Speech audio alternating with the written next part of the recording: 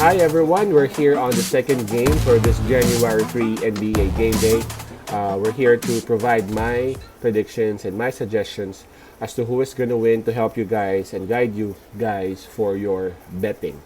Alright, so we would be discussing the game between Boston Celtics and Detroit Pistons. These two just had their game against one another, and Detroit Pistons won that game by 3 points, 96-93. And here we go again. They're going at it. And the second game they would be going at it in Detroit.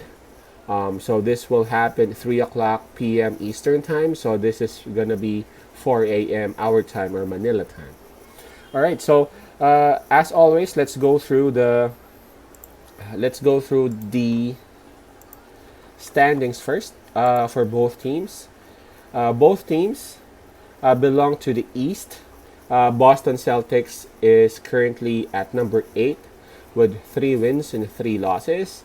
So they've been a bit inconsistent considering that they are Boston Celtics. And when we say Boston Celtics, normally we would expect them to be somewhere between number 1 to number 4. So this is early going though. So I'm hoping and I'm expecting for them to gather themselves soon, because the East is not an easy place to stay at right now. Not no longer like before, wherein you can stay below 50% and you can still make it to the playoffs. You know what I'm saying. And let's talk about the Detroit Pistons. The Detroit Pistons is currently at number 14 with a win and 4 losses. Again, that's 1 win and 4 losses for Detroit Pistons. That win against Boston was actually their first win for the season. It has been a struggle for Detroit Pistons. Now it became worse when Blake Griffin hurt himself and injured himself. And he has been out for, I don't know, 2 days already, 3 days already. So for sure, it has hurt them big time. And so this win that they just had against Boston Celtics, number 1, it's a strong team. Number 2, without Blake Griffin, is something huge and is something that has surely boosted their morale and confidence. So for this one, for the previous game, Boston Celtics scored 93 points, and 53 out of those 93 points came from Jaylen Brown and Jason Tatum. So they really can't ask for more from those two. I mean, look at Jaylen Brown right now. He's averaging 27 points a game, while Tatum is averaging 24 points a game. Man, they're averaging 51 a game. And again, those are just 2 players right there.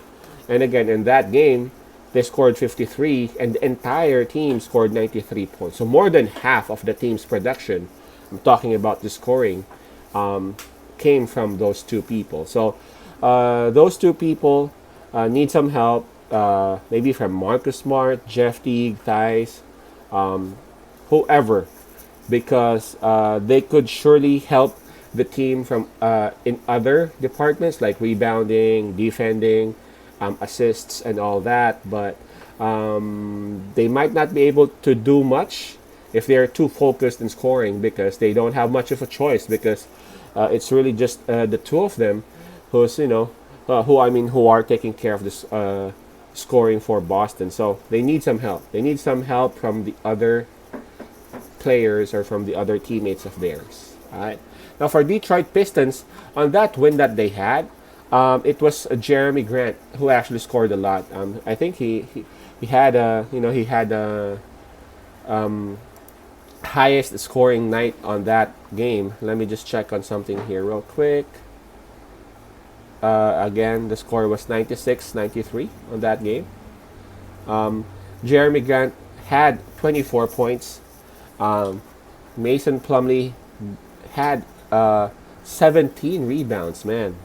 And then their rookie Hayes had 6 assists. So it was really an overall production of the team. They helped one another, and that's basically how you do it. Especially if your superstar is out, in their case, Blake Griffin was out, they really needed to, to help one another. Another person who scored a lot on that game was Bay. And of course, Josh Jackson is scoring 16 points a game. So that consistency from Jackson is also needed so that they would have better chances in winning for the next games to come. But on that particular game, aside from Grant's high scoring, it was Derrick Rose's clutch, which really gave them the W. So if they could also get the same kind of production from Derrick Rose, of course we can't expect the same kind of production in each and every night from Derrick Rose because he's no longer the young Derrick Rose that we know. But if we can at least get like 10 points, 12 points at least from Derrick Rose, that would be a huge help. On this game though, it's not sure whether Blake Griffin would be playing or not because of course for that protocols that they observe, concussion protocols. I'm not really sure what the status of Blake Griffin is.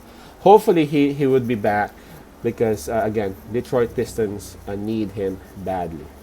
All right, so who is gonna win? Let's go down the wire and let's try to figure out who is gonna win this game.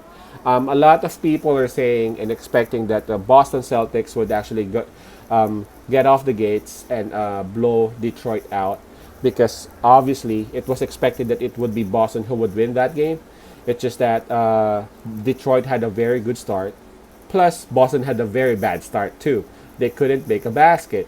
Boston tried their best to come back on that game, but it was the clutch performance of Derrick Rose, which gave Detroit the W. So for a lot of people are saying that Boston has already learned what they need to learn on that game, and for sure Boston will get the lead early going and will not give it back to Detroit. It is probable because again, Boston is very capable. Boston is a strong team. Honestly, I'm one of those who did not expect that Detroit would win that match. But with what happened, we all saw what Detroit could do if they would actually help one another. Jeremy Grant, Mason Plumlee, Hayes, Derrick Rose, Bay, and again, we're not even sure if Blake Griffin would be there. So, my suggestion is for you guys to get out of the money line option, rather pick Detroit plus 7.5 because I'm looking at the spread right now. It's Boston minus 7.5 and Detroit plus 7.5. Now, considering the performance of Detroit last time out, I'm gonna give my trust and faith in Detroit Pistons, and again, with that also possibility and hope that Blake Griffin would suit up. It's not gonna hurt if we would pick Detroit plus 7.5 instead of going with minus 7.5 with the Boston Celtics, who has been inconsistent early going. All right. Talk about their capability. There's no problem with that, but their inconsistency has been observed and has been seen. And putting money minus 7.5 on them is just not that comfortable for me. I'd go with Detroit plus 7.5 on this game. All right. I'm hoping to see Blake Griffin as well back on this game. All right. So if you haven't subscribed to my channel yet, to our channel, please do.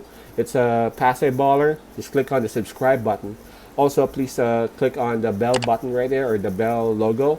That way you will be notified whenever there's a new video that will be uploaded. We also have a Facebook page. Please like and follow that page. That way you can also gain access to our messenger account. You can send me questions, or you can simply talk to me there if you need to say something, or if you need to ask me something via messenger. And I promise everyone, as always, I'm going to be responding as soon as I would be available. Okay? Responsible betting, everyone. Let's enjoy the game. Peace out. Pass I love. And God bless.